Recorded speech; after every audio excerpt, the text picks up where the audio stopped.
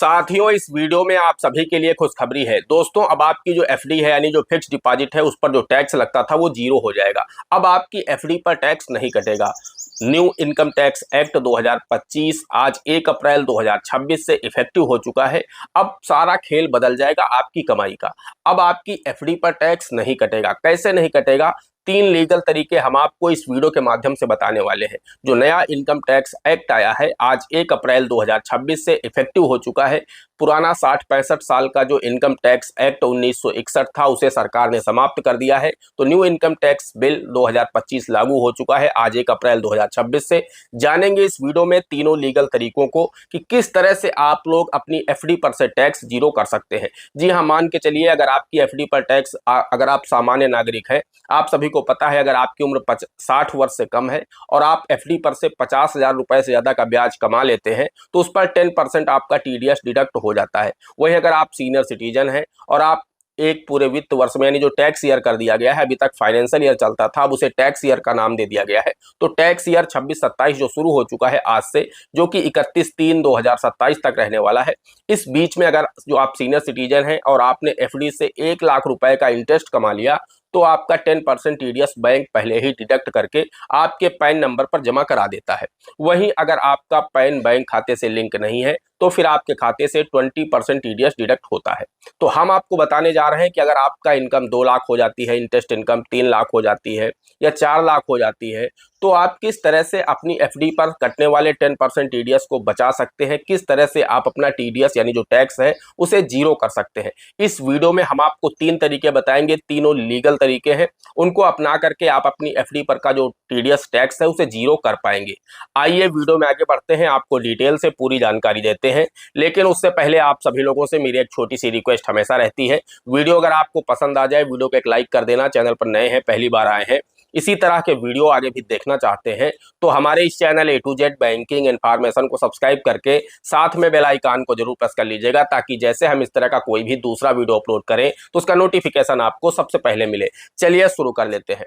दोस्तों, हम आपको बताना चाहते हैं कि आज के समय में इन्वेस्टिंग के बहुत सारे ऑप्शन आ चुके हैं। आप गोल्ड में इन्वेस्ट कर सकते हैं, सिल्वर में इन्वेस्ट कर सकते हैं, शेयर मार्केट में इन्वेस्ट कर सकते हैं, क्रिप्टो में इन्वेस्ट कर सकते हैं, किसी बिजनेस में इन्वेस्ट कर सकते हैं, रियल एस्टेट में इन्वेस्ट कर सकते हैं।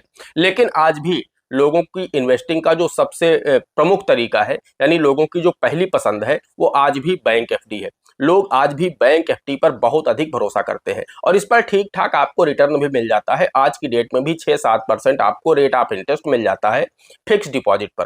तो बैंक सबसे सुरक्षित निवेश मानते हैं एफडी को, इसीलिए लोग बैंक में आज भी बहुत ज्यादा एफडी कराते हैं। भले ही उन्होंने शेयर मार्केट में निवेश कर रखा हो, रियल एस्टेट में निवेश कर रखा हो, लेकिन अपना कुछ ना कुछ कमाई का हिस्सा एफडी में जरूर निवेश कर रखा होगा।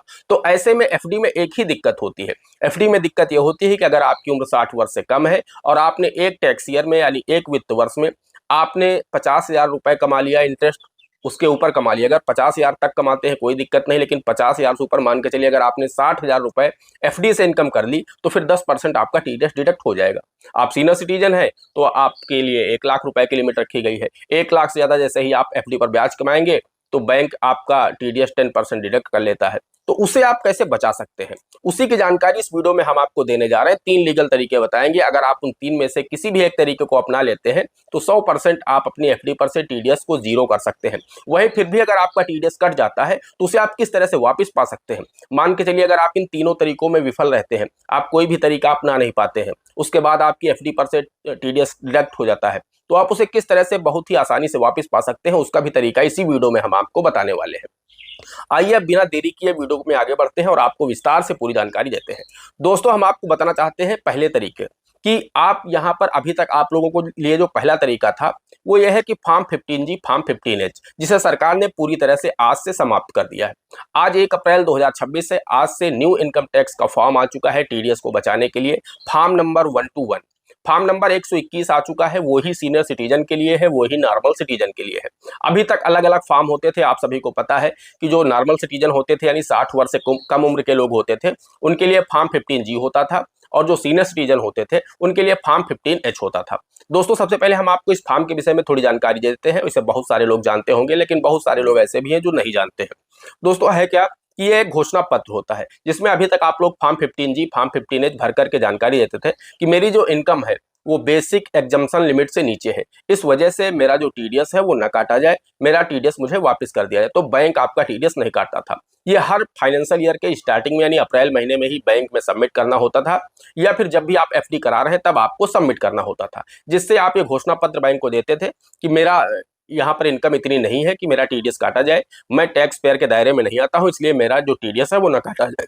तो आपका टीडीएस आपके एफडी से नहीं काटा जाता था। लेकिन अब सरकार ने इन दोनों फॉर्म को हटा दिया है। सरकार इसके लिए एक न्यू फॉर्म लेके आई है, फॉर्म 121। इस पर मैं डिटेल वीडियो बना चुका हूं, किस तरह से आपको फॉर्म 121 यानी फॉर्म 121 भरना है। इस पर मैं डिटेल वीडियो आज से 8-10 दिन पहले बनाया था, नहीं देखा है तो जाकर के देख लीजिएगा। उस वीडियो का लिंक हम आपको वीडियो के डिस्क्रिप्शन में दे देंगे और आई बटन में दे देंगे, तो वहां से जाकर के आप लोग देख पाएंगे। दोस्तों, उस फॉर्म को फिल करके आपको देना होता है। तो फॉर्म 121 आ चुका है।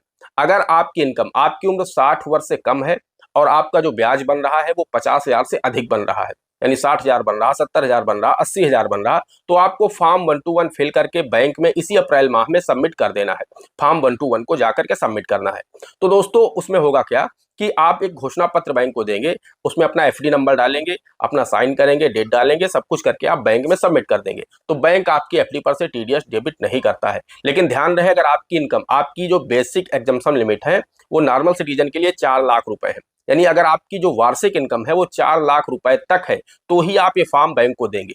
वैसे तो आप सभी को पता है कि आप लोगों को जो इनकम टैक्स फ्री इनकम की गई है वो है 12 लाख रुपए, लेकिन जो बेसिक एग्जम्पशन लिमिट है वो है 4 लाख रुपए नॉर्मल सिटीजन के लिए। तो अगर आपकी इनकम 4 लाख से अधिक है तो ये फॉर्म बैंक में सबमिट मत करिए, ईमानदारी से अपना आईटीआर फिल करिए और उसके बाद उसमें आप क्लेम करिए, तो कोई दिक्कत आपको नहीं होगी। लेकिन अगर आपकी इनकम 6 लाख है, 7 लाख है, 8 लाख है, फिर उसके बाद भी आप टैक्स बचाने के लिए इस फॉर्म को फिल करके दे रहे हैं, तो फिर गलत कर रहे हैं आप। फिर आपके ऊपर पेनाल्टी लग सकती है, आपके ऊपर टैक्स लग सकता है। तो अगर आपकी उम्र 60 वर्ष से कम है और आपकी इनकम 4 लाख रुपए से कम है तो आप ये फॉर्म फिल करके बैंक को दे दीजिए। वही अगर आप सीनियर सिटीजन हैं और आपका इंटरेस्ट 1 लाख से ज्यादा हो रहा है तो आप लोगों को पूरे 12 लाख रुपए तक की छूट दी गई है कि अगर आपकी वार्षिक इनकम रुपए 12 लाख तक है तो भी आप फॉर्म 121 फिल करके बैंक को दे सकते हैं, जिससे आपका टीडीएस बैंक डेबिट नहीं करेगा, यानी आपके खाते से आपकी एफडी पर से टीडीएस नहीं काटेगा। तो आप ये फॉर्म फिल करके बैंक को दे दीजिए। मैंने इस पर भी वीडियो बनाया था कि किस तरह से आप फॉर्म फिल करके बैंक को दे सकते हैं। तो आप ये फॉर्म फिल करके दे दीजिए, पहला तरीका हो गया। आप अपनी एफडी पर से टीडीएस बचा सकते हैं, आपकी एफडी से बैंक टैक्स नहीं काटेगा। अब बात करते हैं दूसरे तरीके की। दोस्तों, जो दूसरा तरीका है वो ये है कि आप हमेशा एफडी आप मिड फाइनेंशियल ईयर में कराइए, यानी जो टैक्स ईयर शुरू हुआ है 1 अप्रैल 2026 से आज से और रहने वाला है 31 मार्च 2027 तक, इसके बीच में अगर आप लोग एफडी कराते हैं तो उसका बेनिफिट आपको मिल जाता है। बेनिफिट आपको ये मिलेगा, मान के चलिए अगर आप 10 लाख रुपए की एफडी करा रहे हैं, आपको अगर बैंक 6% इंटरेस्ट दे रहा है तो 1 लाख में आपके 6,000 हो गए और 10 लाख में आपके 60-65,000 इंटरेस्ट बन जाएगा, क्योंकि वहां पर आपको कंपाउंडिंग का बेनिफिट मिलता है। तो होगा क्या कि अगर आपने अप्रैल में कराया तो मार्च में ही आपकी एफडी पूरी हो जाएगी 1 वर्ष के लिए, और उसमें आपका जो इंटरेस्ट बनेगा वो 60,000 हो जाएगा, जिसके चलते होगा क्या कि आपका जो टीडीएस है वो डेबिट कर लेगा बैंक, चूंकि आपकी इनकम 50,000 से अधिक इंटरेस्ट से हो रही है। तो इसलिए आपको ध्यान रखना है, आप अपनी एफडी फाइनेंशियल ईयर के मिड में कराएंगे, सितंबर अक्टूबर में कराएंगे, तो आधा ब्याज आपका आएगा इस फाइनेंशियल ईयर में यानी इस टैक्स ईयर में आएगा, और आधा ब्याज आपका चला जाएगा नेक्स्ट फाइनेंशियल ईयर में यानी न्यू टैक्स ईयर में चला जाएगा, जो नेक्स्ट टैक्स ईयर होगा उसमें चला जाएगा। तो उसमें क्या है कि 30,000 ब्याज आपका इस फाइनेंशियल ईयर में आएगा और 30,000 आपका ब्याज उस फाइनेंशियल ईयर में चला जाएगा। तो जिससे यहाँ पर आपकी जो लिमिट है 50,000 रुपए की वो क्रॉस नहीं होगी, इससे बैंक आपका टैक्स डेबिट नहीं करेगा, यानी आपके खाते से टीडीएस नहीं काटेगा। तो इसका आप बेनिफिट उठा सकते हैं। आप फाइनेंशियल ईयर नहीं, सितंबर अक्टूबर में जाकर के एफडी कराएंगे तो भी आप इस तरह से अपना टैक्स बचा सकते हैं। अब हम बात करते हैं तीसरे लीगल तरीके की। दोस्तों, जो तीसरा तरीका है बहुत ही इफेक्टिव है, बहुत ही जबरदस्त तरीका है, बहुत सारे लोग इसका इस्तेमाल भी करते हैं और बहुत सारे लोग इसे अभी नहीं जानते हैं। तो आपको क्या करना है कि आप अपनी जो एफडी है, मान के चलिए आपको 15 लाख रुपए की एफडी करनी है, तो आप एक बैंक में न करिए, इसे कम से कम 3 बैंकों में करिए। इसका बेनिफिट, 2 बेनिफिट जबरदस्त होते हैं। पहला बेनिफिट तो ये होगा कि आप जब 5-5 लाख रुपए की 3 बैंकों में एफडी कराएंगे, मान के चलिए आप पीएनबी में करा दिए, एसबीआई में करा दिए, बैंक ऑफ बड़ौदा में करा दिया, अब 5-5 लाख रुपए की 3 बैंकों में आपने एफडी कराई, तो आपका जो ब्याज बनेगा, अगर आपको 6% भी ब्याज मिल रहा है तो 35, 5 छक्का 30,000 35,000 रुपए के बीच में आपको एक बैंक से ब्याज मिलेगा एक फाइनेंशियल ईयर में। इससे आपकी लिमिट क्रॉस नहीं होगी। इनकम टैक्स डिपार्टमेंट कहता है कि एक बैंक से अगर आप एक वित्त वर्ष में 50,000 से ज्यादा ब्याज कमा रहे हैं एफडी से, तो ही आपका टीडीएस कटेगा। ये आपके पैन नंबर पर लिमिट नहीं देखी जाती है कि आपने कुल कितना ब्याज कमाया है एक फाइनेंशियल ईयर में एफडी से। सिर्फ ये देखा जाता है कि एक बैंक में आपने कितना ब्याज कमाया है। एक बैंक में अगर आप 50,000 रुपए से ज्यादा ब्याज कमाते हैं तो ही आपका टीडीएस डिडक्ट होगा। तो आपने 30-35,000 कमाया एसबीआई से, 30-35,000 आप कमाएंगे पीएनबी से, 30-35,000 आप कमाएंगे बैंक ऑफ बड़ौदा से। तो 3 बैंकों से आपने कमाया, ब्याज हो गया आपका 1,05,000 1,10,000 के आसपास। लेकिन फिर भी आपका टीडीएस नहीं कटेगा क्योंकि आपने 3 बैंकों से कमाया है, आपकी लिमिट क्रॉस नहीं हुई है। तो पहला बेनिफिट तो आपको ये मिल जाएगा कि आपका टीडीएस डिडक्ट नहीं होगा अगर आप अलग अलग बैंकों में एफडी कराएंगे। वही अगर आप एक 15 लाख की एफडी एक बैंक में कराए होते तो आपका ब्याज 1 लाख के ऊपर चला जाता और फिर यहाँ पर बैंक आपका 10% टीडीएस काट लेता। अगर मान के चलिए अगर 1 लाख रुपए भी आपका ब्याज होता तो उसमें से 10% यानी 10,000 रुपए बैंक आपका टीडीएस काट के जमा कर देता, आपको 90,000 ही ब्याज देता। तो उसमें आपका कंपाउंडिंग का भी नुकसान होता और साथ ही आपका 10% पैसा तो पहले ही कट जाता, यानी 90,000 पर अब आपको आगे के लिए ब्याज मिलता और ऐसे अब आपको 1 लाख के ऊपर आपको ब्याज मिलेगा। तो वहां पर आपको कंपाउंडिंग का भी बेनिफिट मिल जाता है और आपका नुकसान भी नहीं होता है। अब बात करते हैं दूसरे फायदे की। दोस्तों दूसरा फायदा यह है कि मान के चलिए आज के समय में किसी भी बैंक पर भरोसा नहीं किया जा सकता, बहुत सारे बैंक लगातार डूबते जा रहे हैं। तो ऐसे में है कि अगर आपका बैंक डूब जाता है और आपके 15 लाख रुपए एक ही बैंक में जमा है तो आप सभी को पता है कि डीआईसीजीसी की तरफ से सिर्फ 5 लाख रुपए ही आपके सुरक्षित है यानी बीमित है। तो ऐसे में आपको बैंक 5 लाख ही देगा। तो अगर आपका 3 बैंकों में 5-5 लाख है और वहां से अगर तीनों बैंक भी डूब जाते हैं तो भी आपको डीआईसीजीसी की तरफ से 5-5 लाख रुपए तीनों बैंकों से मिल जाएंगे। तो यानी आपका पैसा भी सुरक्षित है, आपका टैक्स भी नहीं कटेगा। तो इन तरीकों को अपना करके, लीगल तरीके हैं तीनों, आप अपना टैक्स बचा सकते हैं, आपकी एफडी पर टैक्स नहीं कटेगा। अब हम बात कर लेते हैं अगर आप इन तीनों तरीकों को अपनाना भूल गए या किसी भी तरह से आपका टीडीएस कट जाता है, आप लेट हो गए फॉर्म को फिल करने में और आपका बैंक ने टीडीएस काट करके आपके पैन नंबर पर जमा करा दिया, तो आप उसे वापस कैसे लेंगे? तो दोस्तों उसके लिए आपको आईटीआर फाइल करना है। उसमें आपको दिखाना है कि मेरी इनकम इतनी नहीं है कि मैं यहाँ पर टैक्स पेयर हूँ।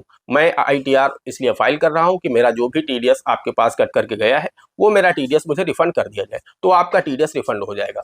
वही अगर आप टैक्स पेयर के दायरे में आ रहे होंगे तो आपके ऊपर अगर टैक्स लाइबिलिटी बन रही है तो जितना भी आपका टीडीएस कट करके गया है आपके पैन नंबर पर, मान के चलिए अगर 20,000 25,000 आपका टीडीएस आपके पैन नंबर पर पहले से ही जमा है और आपका 50,000 रुपए टैक्स बन रहा है, तो बाकी के 20-25,000 जो बच रहे हैं वो आप पे कर देंगे तो आपका उस वर्ष का टैक्स भी पे हो जाएगा, यानी आपका उसी टैक्स में वो टीडीएस एडजस्ट हो जाएगा। तो इस तरीके से अगर आप चाहते हैं कि अगर आपका टीडीएस एफडी पर कट गया है तो इस तरह से वापस ले सकते हैं। वहीं इन तरीकों को अपनाएंगे, 3 तरीके मैंने आपको बताए, तीनों तरीके आप अपना करके देखिए, आपका एफडी पर जो टैक्स कट रहा है वो अब नहीं कटेगा। दोस्तों आशा करते हैं वीडियो पसंद आया होगा। अगर पसंद आया है तो एक लाइक कर देना, चैनल पर नए हैं पहली बार आए हैं, इसी तरह के वीडियो आगे भी देखना चाहते हैं तो हमारे इस channel A to Z banking information को सब्सक्राइब करके साथ में बेल आइकन को जरूर प्रेस कर लीजिएगा ताकि जैसे हम इस तरह का कोई भी दूसरा वीडियो अपलोड करें उसका नोटिफिकेशन आपको सबसे पहले मिले। दोस्तों आज के वीडियो में इतना ही, मिलते हैं अगले वीडियो में किसी अगले इंटरेस्टिंग टॉपिक के साथ। तब तक के लिए जय हिंद, जय भारत।